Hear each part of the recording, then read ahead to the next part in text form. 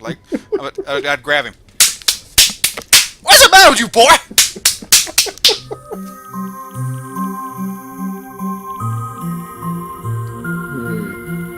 So if you could have a crew, If I could have a crew fully dedicated and flying.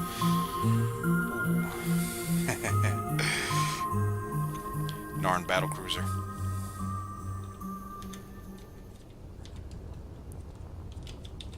yeah, the Narn battlecruiser's kind of cool looking. Mm-hmm. Let's see, what would I want? I wouldn't want something huge, like in Star Wars. Mm-hmm. Granted, I do love the Mon Cal Liberty class, which is their winged cruiser. I think the big time you see one of them is when they're getting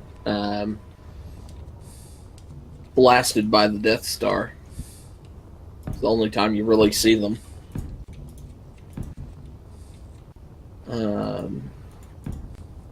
That and the Victory in Star Wars are kind of my two favorite Star Wars ships.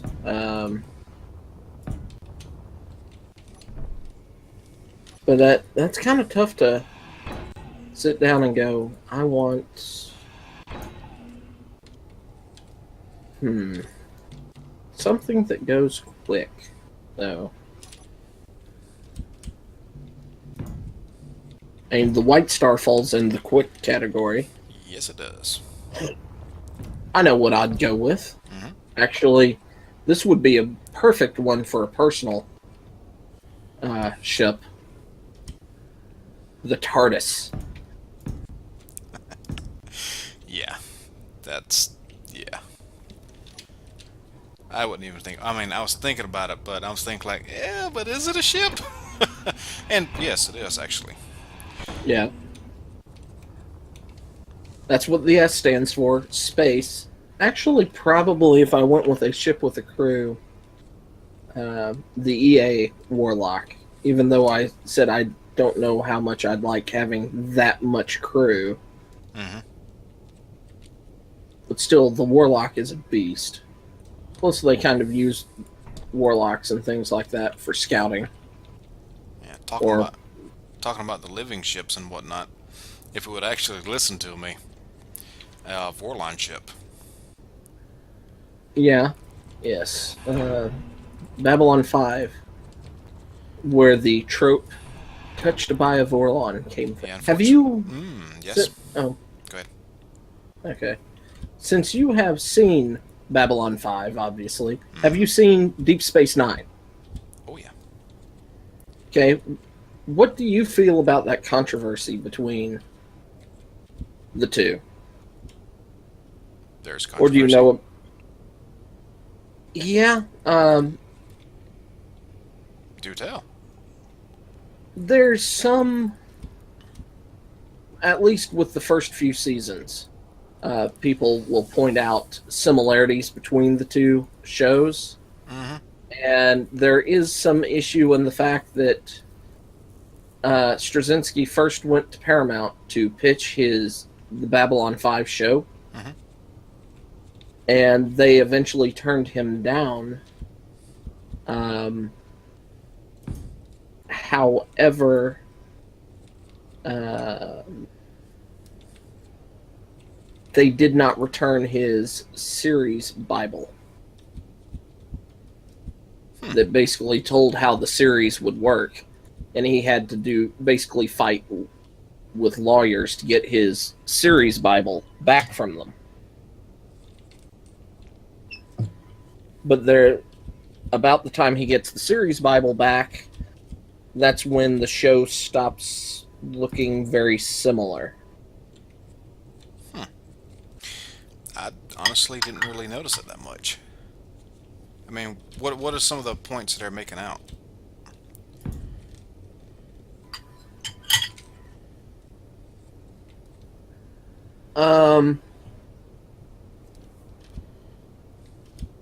It's been a while since I looked it up, but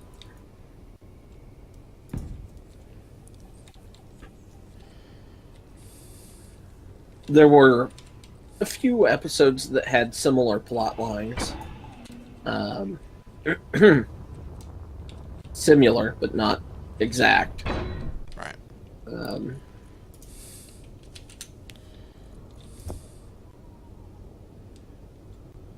Wow, I'm out of hydrogen too. let's see, what else was there? The only big thing that I kind of saw that were connections was kind of the arrival of the Defiant and the arrival of the White Star seemed very similar to me. I guess I can see that. But I don't hold true to a lot of the or see a lot of the issues people had with it. Now, I mean, at the end of the day, I mean, yeah, you can always make up something new, but how long before it just sounds completely off the wall and stupid? You're going to eventually run into a point where you can't really think up too much that's not going to sound like something else.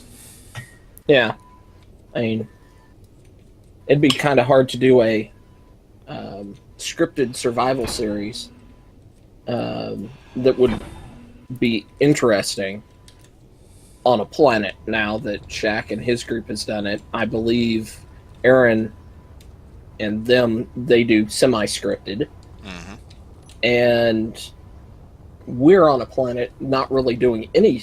I mean, the only scripted we had was my arrival. Right. So, but still, there's similarities between all of them. Yeah, and there's going to be. Just like folks who complain about music that's all sounding the same. Well, would you rather it sound similar or have something that isn't able to be listened to because of how, crazy or ugly it, well, not ugly, the tempo and the melody all being completely jacked because they're trying to be just completely unique. Different? Yeah, and Yeah. different. There's only so far you can go with making things unique Right. and still sound good. Honestly, I saw more similarities with Eldris Iba's character in the new Star Trek movie and a Narn than anything in Deep Space Nine. Although I do find it interesting that there is evidence showing that the Paramount tried to get. I'm drawing a blank on the actor's name. O'Neill in Stargate. Richard Dean Anderson Mm-hmm. to be the captain in Deep Space Nine. Really? Yep, Stargate had really just taken off at that point. I can't see that. I really can't. Yeah, me either, but... Oh, my fortress wall is pretty good on one side. Awesome.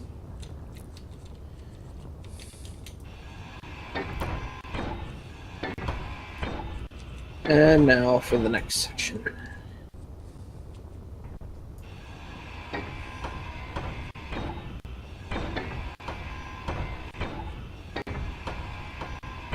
First... Yeah, whoa, what? What? Oh, because that was sealed off. Wait, no. How did... We're having air tightness issues. My tower just gassed off on me. Yeah, I know that sounds funny. You nasty, nasty tower, you. What happened? It just, like all my doors opened up and it gassed off.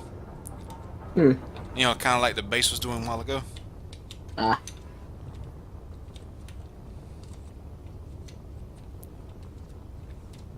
well, I am going to go up, jump up, and heal. Oh, that's no good. At some point, our drawbridge controls got knocked off. Lovely. Well, at least we can jump across it. Mm-hmm. So Dragon Ball Super is coming stateside very, very soon. I think this week. I think. I never really watched Dragon Ball Hey, you're not growing missing. up. You're not missing anything. It's a guilty pleasure for me. Mhm. Just kind of one of those things. I think I'm just gonna have to get rid of these blocks here. Guilty pleasure. Any other animes that are guilty pleasures for you? Yes. Care But to discuss? I'll have to step into my lecherous side, but yes. I'm sorry, Did I break up or you just didn't hear it? I didn't hear it. Okay. I would have to walk on my lecherous side to discuss it. Ah, hmm. And when I say lecherous, I'm not talking about porn or nothing, but yeah. My inner Oh, lech would be coming out here. ah. And this would also be the same anime universe that I would choose to live in, considering all the rest I would probably die in relatively quickly. Oh, dear. Considering the fact that okay, I have anime that is fairly lecherous that is a guilty pleasure for me, Hmm. and I mean extremely so. Um, that I saw a couple episodes of and realized it was hilarious once you got past all the excessive fan service in it. Hmm. Um, Mostly because they do. I mean, they take the fan service and run with it, and it's practically a joke in the series. Nice. High School DxD. Yeah, I've heard of that one. It is. I mean, it is practically porn. Yeah. Um, the one I was going to mention and talk about, um, I can't say it's any worse than that is, from what I've heard, because I've never watched, what'd you say it was? High school? High School Yeah, High DxD. School DxD. Um, but it's just as bad. And that would be, I don't even ask me to pronounce the damn Japanese title, but Everyday Monster Girl is where I would have to throw down my Oh throw down yeah, my mark no. on it. The opening sequence for that is Yeah. um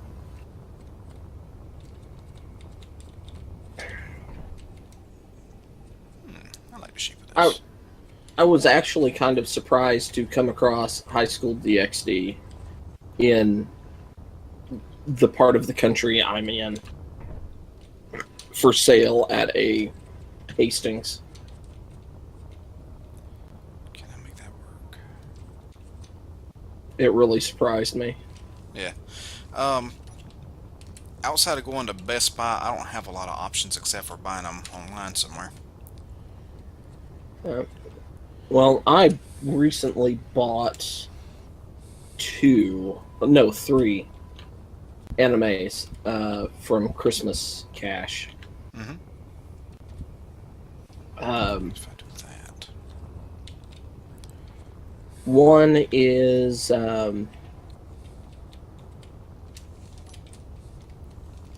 the complete run of my mind's run away. Um, Black Lagoon. Yeah. because I've been told it's a good anime, and I wanted to. Um, let's see what else was there. Uh, The shape ain't working. oh, the shape of your.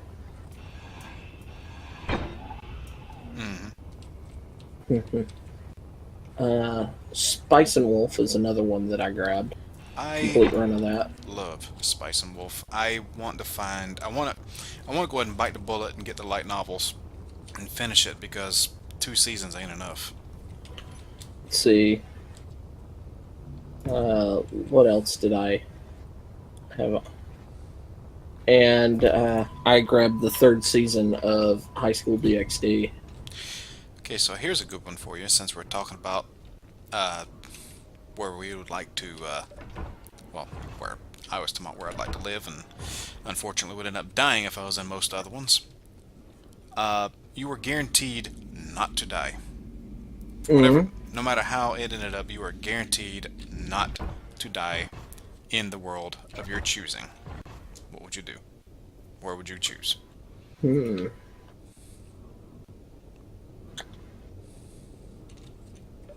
With anime, Wrong door.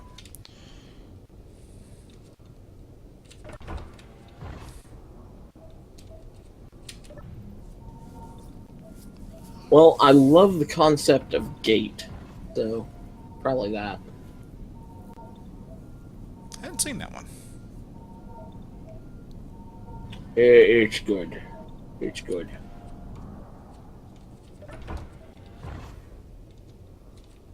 Thanks, that tells me a lot about it. It's really good. It's hard to say much more than Without ruining it. yeah. I mean, other than the fact that it's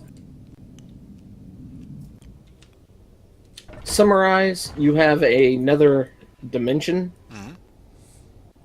that has a gate in it that randomly every like few hundred years picks another dimension and opens it up, and people knowing this, the ruling country decides to invade. It just so happens that the gate opens up in modern day Tokyo. So in response, the Japanese self-defense force goes in and attacks. Well, this is this is kind of like Lord of the Rings fantasy world. Interesting. So you only have a handful of people that are uber powerful wizards, and everybody else is just relatively skilled or not so skilled with a sword.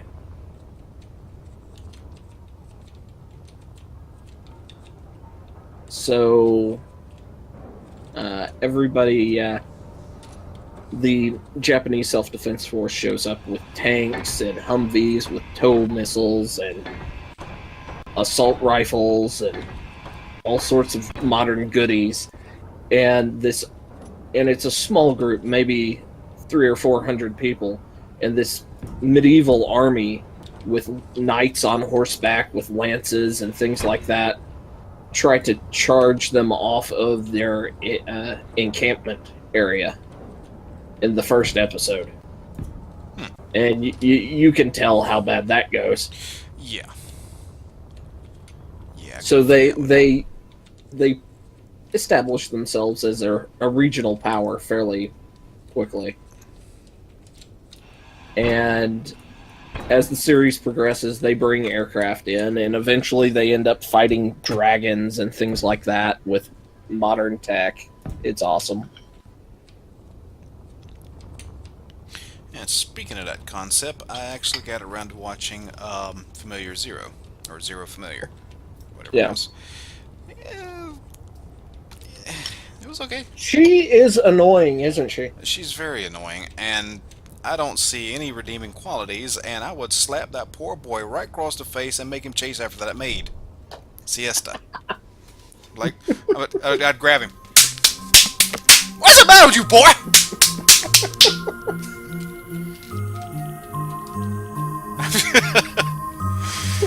Yeah.